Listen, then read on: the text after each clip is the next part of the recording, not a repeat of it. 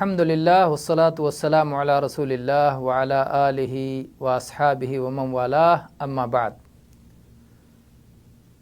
شرعی عقیدہ کے کورس میں آج انشاءاللہ ہم غلو سے متعلق گفتگو کریں گے۔ غلو عربی زبان کا لفظ ہے اور لغوی طور پر اس کا معنی ہے حد سے آگے بڑھ جانا، اس طرح کہ آدمی کسی کی اتنی تعریف کرنے لگے یا اتنی برائی کرنے لگے جس کا وہ مستحق نہیں ہے، تو اس کے حق سے زیادہ برائی کرنا یا اس کے حق سے زیادہ تعریف کرنا، یہی ہے حد سے تجاوز، اسی کا نام ہے غلو۔ اور شرعی اصطلاح میں جب غلو کا لفظ بولا جاتا ہے تو اس کا مفہوم یہ ہوتا ہے کہ عقیدہ میں یا عبادات میں اللہ تبارک و تعالیٰ نے اپنے بندوں کے لیے جو حدود متعین فرمائے ہیں ان حدود سے آگے نکل جانا، یہ شرعی طور پر غلو کہلاتا ہے اور یہ اسلام کی نظر میں حرام ہے، کیونکہ اللہ تبارک و تعالیٰ نے اور اللہ کے رسول صلی اللہ علیہ وسلم نے غلو سے منع فرمایا ہے، اس سے خبردار کیا ہے، دنیا اور آخرت میں اس کے برے انجام کی وضاحت کی ہے۔ اللہ تبارک و تعالیٰ نے سورہ نساء کی آیت نمبر 171 میں ارشاد فرمایا، یا اہل الکتاب لا تغلوا فی دینکم ولا تقولوا علی اللہ الا الحق، اے وہ لوگوں جنہیں کتاب دیا گیا ہے، اپنے دین کے معاملے میں غلو نہ کرو، حدود سے تجاوز نہ کرو، حد سے آگے نہ بڑھو، اور اللہ کی طرف نسبت کر کے صرف حق بات کہا کرو، حق کے علاوہ اور کچھ اللہ کی طرف نسبت کر کے مت کہا کرو۔ سورہ مائدہ کی آیت نمبر 77 میں اللہ تبارک و تعالیٰ نے ارشاد فرمایا، قل یا اہل الکتاب لا تغلوا فی دینکم غیر الحق ولا تتبعوا اہواء قوم قد ضلوا من قبل واضلوا کثیرا وضلوا عن سواء السبیل۔ اے اللہ کے نبی صلی اللہ علیہ وسلم، آپ فرما دیجئے کہ اے اہل کتاب، اپنے دین کے معاملے میں تم ناحق غلو نہ کرو۔ ناحق غلو نہ کرو جو کہا گیا ہے، اس کا مفہوم یہ قطعاً نہیں بنتا کہ حق کے مطابق غلو کرو، کیونکہ کوئی غلو حق کے مطابق ہوتا ہی نہیں ہے۔ تو یہ اس کو کہتے ہیں جرا مجرى الغالب، یعنی ہوتا ہی غلو ہوتا ہی ہے ناحق، اس لیے اس کو بتاتے ہوئے یہ کہہ دیا گیا کہ ناحق غلو نہ کرو۔ جیسے بہت سارے لوگ کہہ رہے ہیں پانی سے نہانے جاتے ہیں، تو پانی ہی سے آدمی نہاتا ہے، تو اس کا مطلب یہ نہیں کہ پانی کے علاوہ کسی اور بھی چیز سے غسل ہوتا ہے۔ تو بہرحال بات کو سمجھانے کے لیے میں نے کہ اللہ تعالیٰ نے فرمایا لا تغلوا فی دینکم غیر الحق، اپنے دین کے معاملے میں ناحق غلو مت کرو، حد سے تجاوز نہ کرو۔ ولا تتبعوا اہواء قوم قد ضلوا من قبل واضلوا کثیرا، اور ایسی قوم کی پیروی نہ کرو، ایسے لوگوں کے خواہشات کی پیروی نہ کرو جو کہ پہلے ہی سے گمراہی میں پڑے ہوئے ہیں اور جنہوں نے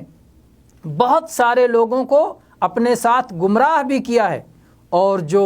سیدھی راہ سے بھٹک گئے ہیں، جو خود سیدھی راہ سے بھٹکے ہوئے ہیں، دوسروں کو بھٹکا رہے ہیں، ان کے پیچھے مت چلو ورنہ تم بھی گمراہ ہو جاؤ گے۔ بہرحال یہ رہا قرآن پاک میں۔ حدیث پاک میں عبداللہ ابن عباس رضی اللہ عنہما سے مروی ہے کہ رسول اللہ صلی اللہ علیہ وسلم نے فرمایا، ایاکم والغلو فانما ہلک من کان قبلکم بالغلو فی الدین۔ یہ مسند احمد اور حاکم کی روایت ہے، اور امام حاکم نے اسے صحیح قرار دیا ہے، اور امام ذہبی نے بھی یہی بات کہی ہے۔ اللہ کے نبی نے فرمایا ایاکم الغلو، اپنے آپ کو حد سے تجاوز کرنے سے، غلو کرنے سے بچاؤ، اس لیے کہ تم سے پہلے جو لوگ تھے، تم سے پہلے جو امتیں تھیں، وہ اپنے دین میں غلو کرنے کی بنا پر ہی تباہ و برباد ہو گئیں، ہلاک ہو گئیں۔ اور ایسے ہی عبداللہ ابن مسعود رضی اللہ عنہ سے مروی ہے کہ رسول اللہ صلی اللہ علیہ وسلم نے فرمایا، ہلک المتنطعون، تشدد کرنے والے، غلو کرنے والے، حد سے تجاوز کرنے والے، تنطع کرنے والے ہلاک اور برباد ہو گئے۔ اللہ کے نبی صلی اللہ علیہ وسلم نے یہ بات 3 بار فرمائی۔ یہ حدیث صحیح مسلم میں 2670 نمبر پر موجود ہے۔ اور ایسے ہی عمر ابن خطاب رضی اللہ عنہ سے مروی ہے کہ رسول اللہ صلی اللہ علیہ وسلم نے فرمایا، لا تطرونی کما اطرت النصارى عیسی ابن مریم انما انا عبد اللہ ورسولہ۔ یہ صحیح بخاری کی روایت ہے، 3445 نمبر پر موجود ہے۔ نبی کریم صلی اللہ علیہ وسلم نے فرمایا، میرے بارے میں اس طرح سے تعریف میں مبالغہ نہ کرو، تعریف میں حد سے تجاوز نہ کرو، تعریف میں آگے نہ بڑھ جاؤ، جس طرح سے مریم کے بیٹے عیسیٰ علیہ السلام کے بارے میں نصرانیوں نے کیا ہے، صلیب پرستوں نے کیا ہے، حد سے آگے بڑھ گئے ہیں، انہیں اللہ کا بیٹا قرار دے دیا، انہیں 3 کا تیسرا قرار دے دیا۔ تو اللہ کے نبی نے فرمایا کہ نصرانیوں کا طریقہ اختیار نہیں کرنا۔ آپ نے کہا، انما انا عبد اللہ ورسولہ، میں تو اللہ کا بندہ ہوں، اللہ کا رسول ہوں۔ اس حدیث سے مراد واضح ہے کہ اللہ کے نبی کریم صلی اللہ علیہ وسلم اپنی امت کو یہ رہنمائی کر رہے ہیں کہ میری تعریف میں اس طرح سے حد سے آگے نہیں بڑھنا، اس طرح غلو نہیں کرنا جیسا عیسیٰ علیہ السلام کے بارے میں ان کی قوم نے کیا، نصارہ نے کیا، اور ان کے بارے میں ربوبیت اور الوہیت تک کا دعویٰ کر دیا، ان کو رب بنا لیا، ان سے دعائیں مانگنے لگے، ان کی مورتیاں بنا لیں، اور ان کو مشکل کشائی اور حاجت روائی کے لیے اور مدد کے لیے پکارنے لگے، ان سے فریاد کرنے لگے۔ اللہ کے نبی صلی اللہ علیہ وسلم نے فرمایا کہ میں تو اللہ کا بندہ ہوں، میں تو اللہ کا رسول ہوں، مجھے اسی صفت سے متصف کرو جس صفت سے میرے مالک نے، میرے رب نے مجھے متصف کیا ہے۔ مجھے اللہ کا بندہ کہو، مجھے اللہ کا رسول کہو۔ لیکن آج آپ گمراہ لوگوں کو دیکھ لیجئے، حق سے منحرف لوگوں کو دیکھ لیجئے کہ وہ رسول اللہ صلی اللہ علیہ وسلم کے اس حکم کی مخالفت کرتے ہیں، آپ کی اس روکی ہوئی چیز کے مرتکب ہوتے ہیں، وہ آپ کی خلاف ورزی ہی کو آپ کی تعظیم سمجھتے ہیں،